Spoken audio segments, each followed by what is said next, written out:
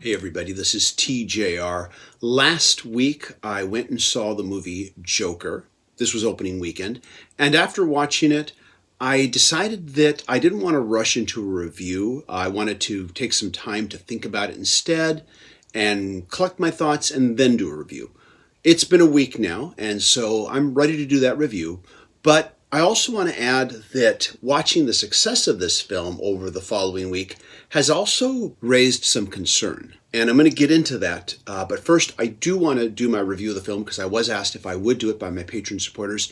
And this way, I only have to make one video versus making two. But before we get started, I want to just say, if you like what I'm doing, if you want to see me do more, please click like, click subscribe, and hit the bell notification icon so you can know when I release new videos. Okay, let's get to it. So first of all, I'll just start off by saying I think it's a really good movie. I mean, a really, really good movie. Certainly, I'm in agreement with everybody about Joaquin Phoenix. This is an Oscar-winning performance. This is a very well-made film, and I think Todd Phillips did an amazing job of directing this film in that he really captures that late 70s Martin Scorsese, Taxi Driver, New York City, noir aesthetic. And now that I brought up Martin Scorsese and Taxi Driver in this review, it's time to discuss why, even though I think this is a really, really good film, it doesn't quite make it all the way to great. I want to stress this is just my subjective opinion. You do not have to agree with me. That is why we discuss film, not so that we can agree with people necessarily, but so that we can gain other perspectives. From the very first trailer for this film, everybody on the internet was making comparisons to Taxi Driver and The King of Comedy. But there is a third creative work that heavily influenced this motion picture, one that I don't see brought up often enough in a lot of the reviews that I've been checking out. And of course, I'm talking about the one-shot 1980s Batman story, The Killing Joke, by Alan Moore and Brian Boland. I know some people call this a graphic novel, but it's too thin to be a graphic novel. It's just a one-shot story. And just like Taxi Driver, I could tell just from the trailer that The Killing Joke was going to be a huge influence on this motion picture. And because of this, I did walk in with certain expectations. Taxi Driver and The Killing Joke are two pieces of creative work that tell the story of a man descending into madness and descending into darkness that never fail to just fill me with this horrific sense of just impending dread. And it's the kind of horrific dread that I don't normally get watching a quote-unquote normal horror movie, because the horror in these two pieces of work is psychological and much more grounded in reality. It is horrifying because it could really happen. And because of my reaction to these two pieces of creative work that profoundly influenced this movie, I walked into this film expecting to feel a similar intensity, an intensity that I honestly have to say I didn't get. Which is not to say I didn't like the film. I enjoyed it a lot. When Taxi Driver opens, our main character, Travis Bickle, already has only a very tenuous grip on reality. And the horror show is watching this ticking time bomb move closer and closer to exploding. Not so with Joker. Our main character, Arthur Fleck, while he does have emotional issues, while he does need medication to kind of help him keep his sanity, he at least has some small grasp of humanity that he's still desperately clinging to, desperately trying to find something to hope for.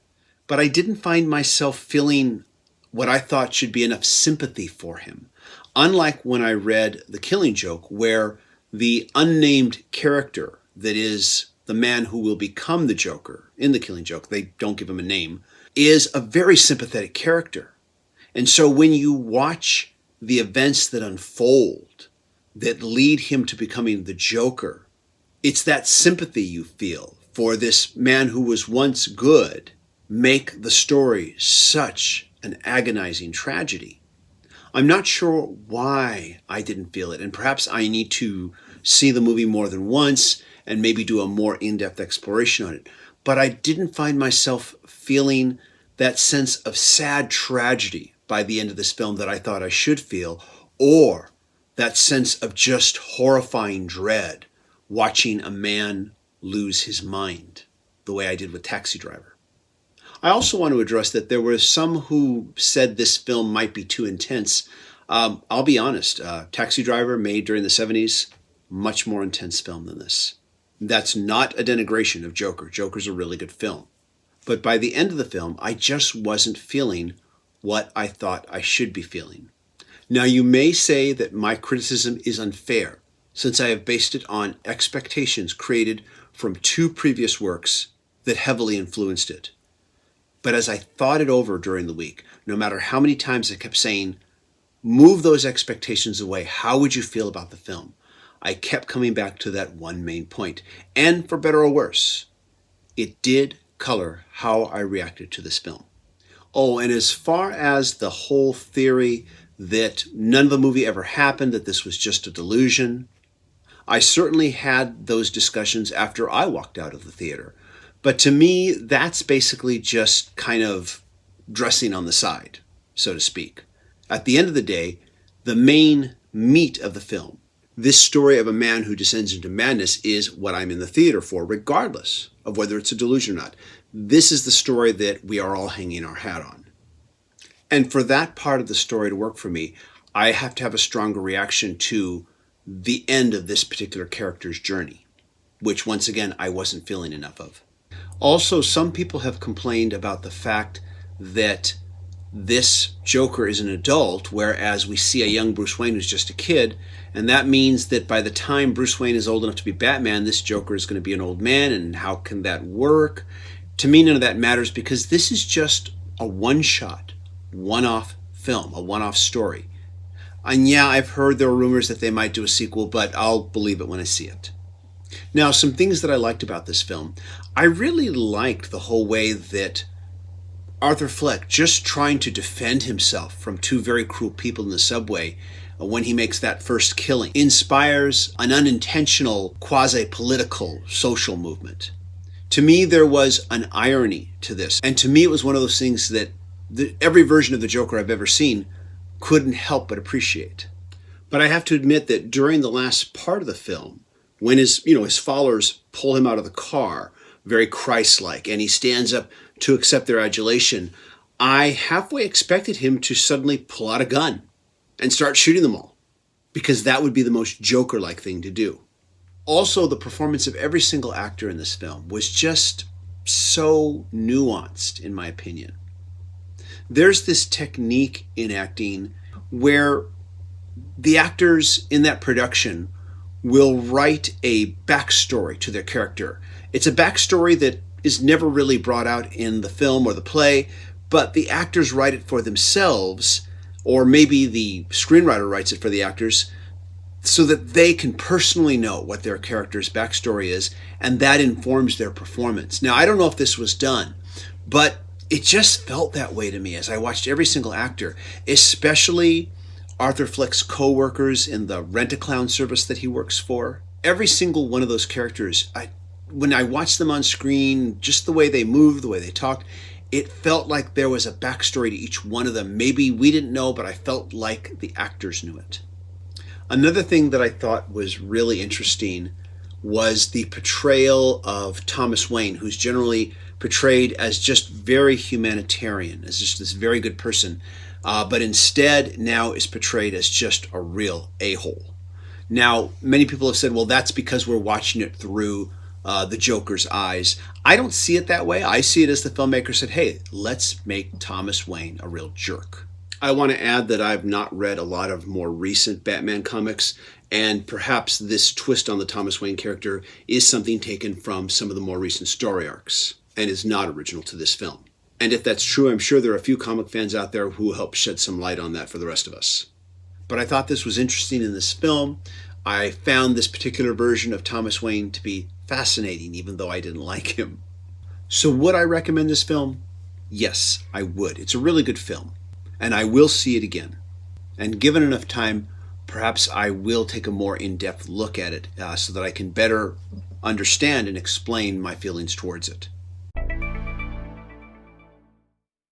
Okay, so now that I've given my review, I would like to express my concerns. Now, quite frankly, I would hope that the success of Joker would encourage Warner Brothers to make more one-off movies using DC Comics characters that are driven by directors who have a vision, and like Joker, would be made on a lower budget, so they're not as great a financial risk as these larger superhero films are. The DCEU, as it's been called, is, by and large, a disjointed mess. Now I say, don't try to fight that situation, or cover it up, or pretend like those films didn't happen. Take advantage of the situation instead. If a filmmaker wants to tell a story, but needs to use any of the previous DCEU films as a backdrop in order to tell it, then go ahead. Use that continuity. If a filmmaker thinks that he or she can tell a great Superman story by setting it in another era, like maybe the Great Depression of the 1930s, yeah, let's see what you got. If someone thinks they can tell an interesting love story using DC characters, or a comedy using DC characters, then go for it. Want to make a musical about Lois Lane? How about an opera with the New Gods? Why not? The sky is basically the limit. Killing Joke writer Alan Moore once said, "There is no such thing as a bad idea, just a bad execution of that idea." Yes, we might get some duds and even some films that might make hardcore comic fans angry. Hell, you might even make me angry. But at least you got a reaction out of me, which is better than the film being dull. But the upside is that we might get some truly unique films that not only stand the test of time, but also help to reinvent the genre in ways that we hadn't previously thought possible. Sadly, though, I don't think Joker is going to pave the way for more experimental and different kinds of comic book related films. Instead, I think that Warner Brothers will just say, wash, rinse, and repeat. Joker was successful, so let's just keep making more villain films with a dark tone. I've been hearing rumor that Warner Brothers is looking for someone to helm a Lex Luthor movie. And in the same way that Joker took Taxi Driver and added Batman continuity, the basic premise of Luthor would be to take Citizen Kane and add Superman continuity, thus creating a genre wherein we take a popular comic book character mythos and add a classic film to it. Now, I'm not saying that a Lex Luthor mashed with Citizen Kane couldn't be good. In fact, it might be excellent. But I think you can only pull this particular parlor trick so many times before it gets old to the audience quick.